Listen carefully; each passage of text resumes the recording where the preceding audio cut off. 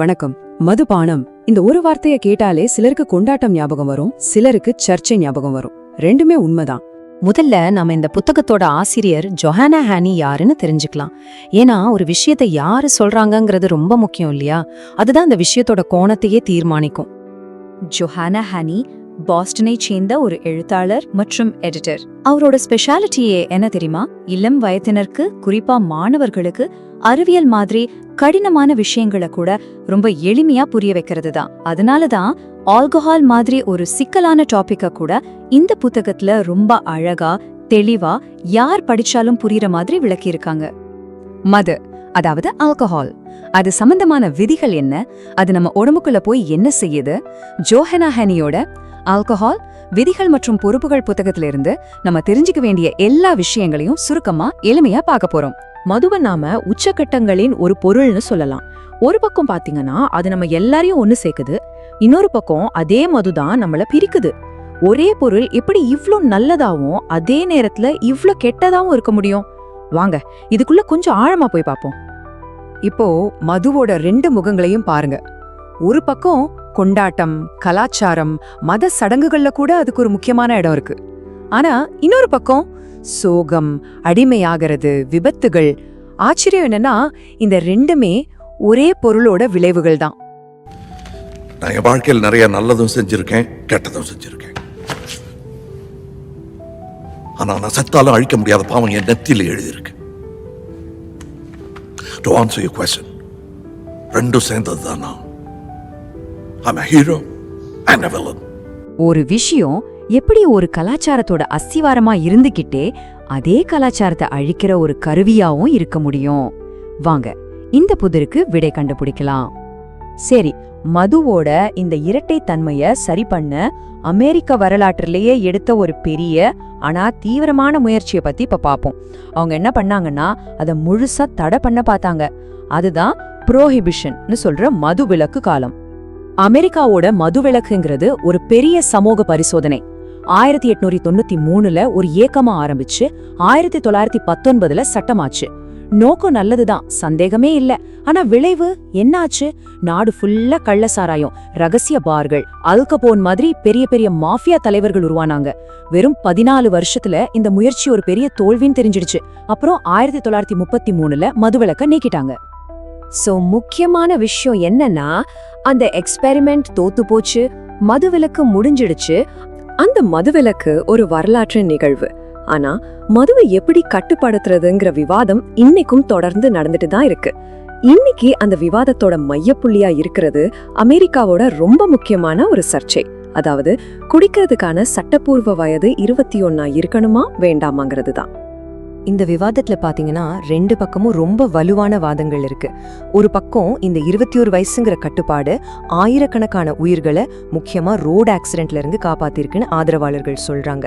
ஆனா இன்னொரு பக்கம் 18 வயசுல ஓட்டு போடலாம், நாட்டுக்காக ராணுவத்துல சேரலாம், ஆனா சட்டப்படி ஒரு பீர் கூட குடிக்க முடியாதான்னு எதிர்ப்பாளர்கள் கேக்குறாங்க. இந்த தடைனால குடிக்கிற பழக்கம் ஒன்னும் நின்னு போகல, அது மறைமுகமா ரொம்ப பாதுகாப்பு இல்லாத இடங்களுக்கு போயிடுச்சுன்னு அவங்க வாதாடுறாங்க. சரி, இப்போ புத்தகத்தோட மைய கருத்துக்குள்ள போகலாம். ஆல்கஹால்னா என்ன, அது எப்படி வேலை செய்யுதுன்னு அக்கவரை அடிப்படை அறிவியல் விஷயங்கள்ல இருந்து ஆரம்பிப்போம். நாம பொதுவா குடிக்கிற எல்லா மதுபானங்களிலும் இருக்கிற ஆல்கஹால் வகை என்னன்னா எத்தனால்.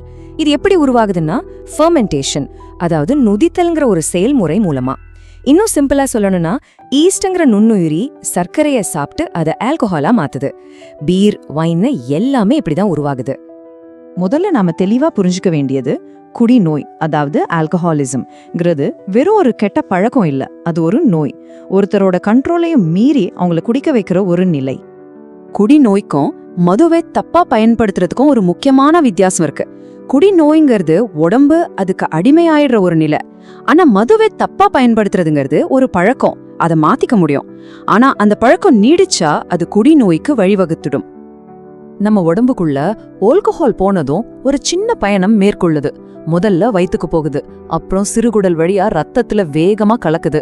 ஆனா முக்கியமான வேலையை செய்யறது நம்ம கல்லீரல் தான். நம்ம கல்லீரலால 1 மணி நேரத்துக்கு 1 ட்ரிங்க் அளவிலான ஆல்கஹாலை மட்டும் தான் சுத்திகரிக்க முடியும். இதுக்கு மேல குடிக்கும் போதுதான் பிரச்சனை ஆரம்பிக்குது. சோ இந்த 1 மணி நேர கணக்கு ரொம்ப ரொம்ப முக்கியம், ஞாபகம் வச்சுக்கோங்க. அதிகமா குடிக்கிறதுனால நம்ம உடம்புக்கு வர்ற ஆபத்துகளோட பட்டியல் ரொம்ப பெருசு. கேட்டாலே கொஞ்சம் பயமா தான் இருக்கும். இதய செயலிழப்பு, கல்லீரல் பாதிப்பு, புற்றுநோய் அபாயம், மன அழுத்தம், பதட்டம், இப்படி அடுக்கிக்கிட்டே போகலாம். வாழ்க்கையே மாத்திடக்கூடிய பிரச்சனைகள் இவை. குடிநோயிலிருந்து மீண்டு வர்றதுங்கிறது ஒரு முழுமையான பயணம். முதல்ல உடம்புல இருந்து அந்த நச்சை நீக்கணும். அதுக்கப்புறம் குடிக்கணுங்கிற ஆசையை கட்டுப்படுத்த சில மருந்துகள் உதவலாம். ஆனா எல்லாத்தையும் விட முக்கியமா மன ரீதியான பிரச்சனைகளை சரி செய்ய கவுன்சிலிங் மற்றும் சப்போர்ட் குரூப்ஸ் ரொம்பவே உதவுது. இது மூணும் சேர்ந்தாதான் வெற்றி நிச்சயம். ஆச்சரியமான விஷயம் என்னன்னா, மிதமான அளவுல மது அருந்துனா சில ஆரோக்கிய நன்மைகள் கூட கிடைக்கலான்னு சில ஆய்வுகள் சொல்லுது. குறிப்பா இதய ஆரோக்கியத்துக்கு இது நல்லதுன்னு சொல்றாங்க. அதாவது இது நல்ல கொழுப்பு அதிகப்படுத்தி பிளட் பிரஷரை குறைக்க உதவுதான். சரி, மிதமான அளவுன்னு சொல்றோமே, அப்படின்னா உண்மையில எவ்வளவு? ஒரு ட்ரிங்க் அப்படிங்கிறது எல்லா பானத்துக்கும் ஒரே அளவு கிடையாது. ஒரு 12 ounce பீர், ஒரு 5 ounce வைன், இல்லனா ஒரு 1.5 ounce விஸ்கி, ரம் மாதிரி கடின மதுபானம், இது எல்லாமே ஒரே கணக்கு தான். அதாவது ஒரு ட்ரிங்க். இந்த வித்தியாசத்தை புரிஞ்சுக்கிறது ரொம்ப முக்கியம். வரலாறு, சட்டங்கள், ஆரோக்கியம்னு நாம எல்லாத்தையும் பார்த்துட்டோம். ஆனா கடைசியில எல்லா விவாதமும் ஒரே இடத்துக்கு தான் திரும்பி வருது. அது தனிநபர். அரசாங்கமும் சமூகமும் விதிகளை போடலாம், ஆனா கடைசியில முடிவெடுக்க போறது நாம தான். அப்போ உண்மையான பொறுப்பு எங்க தொடங்குது? நாம இதுவரைக்கும் பார்த்த எல்லா புள்ளி விவரங்கள்லயும் இது ரொம்பவே முக்கியமானதா இருக்கலாம். ஒருத்தர் தன்னோட முதல் ட்ரிங்கை எப்போ எடுக்கிறாருங்கிறது அவரோட வாழ்க்கை முழுசுக்கும் குடிநோயாளியா மாறத்துக்கான வாய்ப்பை நேரடியா பாதிக்குது. பாருங்க, 14 வயசுக்கு முன்னாடியே குடிக்க ஆரம்பிக்கிறவங்களுக்கு அந்த ரிஸ்க் கிட்டத்தட்ட 50%. ஆனா அதுவே 21 வயசுல ஆரம்பிக்கிறவங்களுக்கு வெறும் 10%க்கும் கீழே தான்.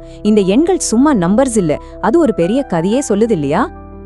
இந்த புத்தகத்துல இருந்து நாம எடுத்துக்க வேண்டிய படிப்பினைகள் என்ன, அதை வச்சு ஒரு செயல் திட்டத்தை எப்படி உருவாக்கலான்னு பார்க்கலாம். அப்போ இதுல இருந்து நாம மனசுல நிறுத்துக்க வேண்டிய முக்கியமான விஷயங்கள் என்னன்னா, 1, ஆல்கஹால் ஒரு சக்தி வாய்ந்த பொருள், அதுக்கு ஒரு பெரிய வரலாறு இருக்கு. 2, இத கட்டுப்படுத்துற சட்டங்கள் எப்பவுமே பொது பாதுகாப்புக்கும் தனிநபர் சுதந்திரத்துக்கும் நடுவுல ஒரு மெல்லிய கோட்ல தான் பயணிக்கும். 3, அதோட விளைவுகள் நாம அளவா குடிக்கிறோமா இல்ல அளவுக்கு மீறி குடிக்கிறோமாங்கிறத பொறுத்து தான் அமையும். கடைசியா இது எல்லாத்தையும் தாண்டி பொறுப்பான முடிவுகளை எடுக்க கல்விதான் மிகச்சிறந்த கருவி.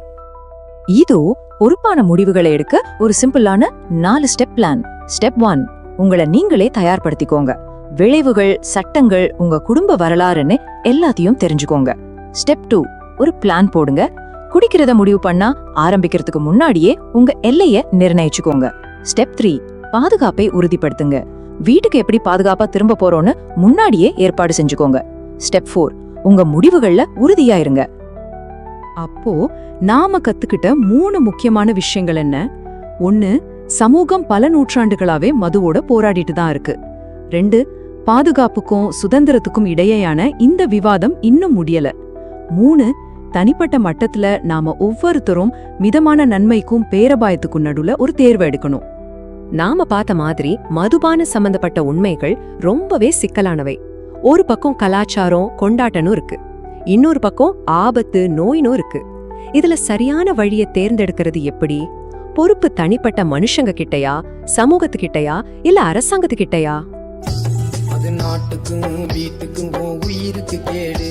பிரந்தி பாட்டலிலே எழுதியிருக்கு, படிச்சு தம்பாரு.